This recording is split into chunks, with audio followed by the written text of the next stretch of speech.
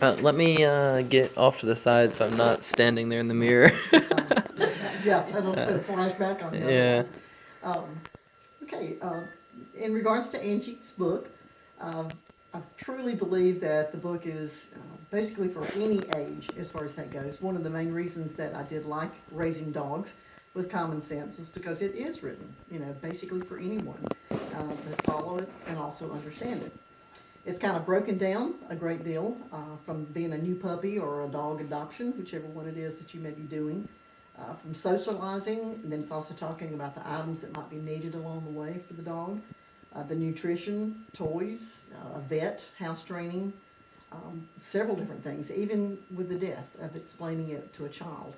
And the way that the book is written, with the parent, if the child can't read, the parent can do that with them, and it makes it pretty easy for them to do that. And goes along with owning a dog and everything that kind of comes along with it. And Angie also gave credit to God, which was very inspirational to me as a writer, as far as that goes. It was the front of her book. I think you will have that. And then this is Anne and Pebbles. And you can tell them some of the situations that we've had with Pebbles and talked to Angie with. Yeah, we've run into a couple of problems with this one. She's usually a very healthy dog. And of course, when she would always, if she's going to have a problem, it's going to be on the weekend.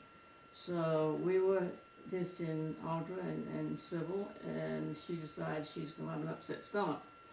And it wasn't just an upset stomach, it went on and on and on. I was ready to go to the emergency room, but they decided, no, we'll call Angie first.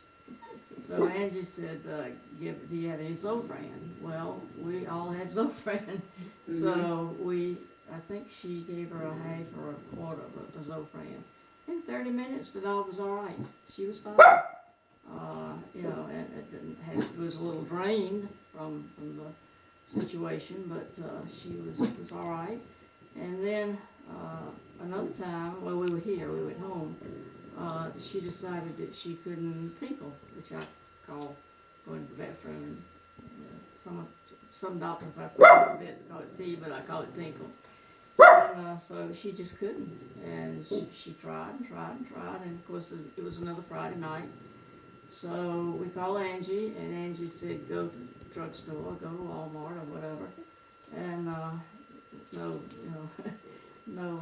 no intention for pushing either one of them. But anyway, Sybil went to Walmart and got Azo, and there was something else she got too. That was the main thing. But Azo was the main thing, and within less than an hour, she was okay. Went to the vet the next week when they opened up, and she had a kidney, or not a kidney infection, but a bladder infection. And she was just good to go after that, but had it not been for Angie that night, we definitely would have gone to the ER. But she saved us a couple of trips to the ER, which we're very grateful for. We could have bought another dog for what it cost to go to the ER. Although, we will definitely say, Angie told us both, at that particular point in time, that if it's needed, to never, put her suggestions above the correctness possibly of a veterinarian.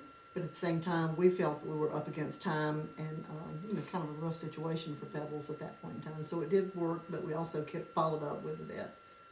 So, and then this is Gracie and Gunner, and this is Audra.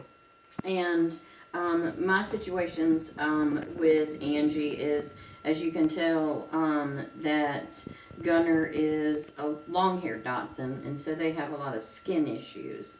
So she has recommended highly through her book, and I've had to call her on different occasions for, he will scratch himself where he rubs sores, and she'll give me the information of what to do, and within at least 48 hours of what she's told me to do for hot spots, stuff like that, on his skin, it usually clears up within a matter of 24, 48 hours. Also, what I liked about her book was the nutritional factors that she gives for dogs with sensitive skin, all of that kind of problem.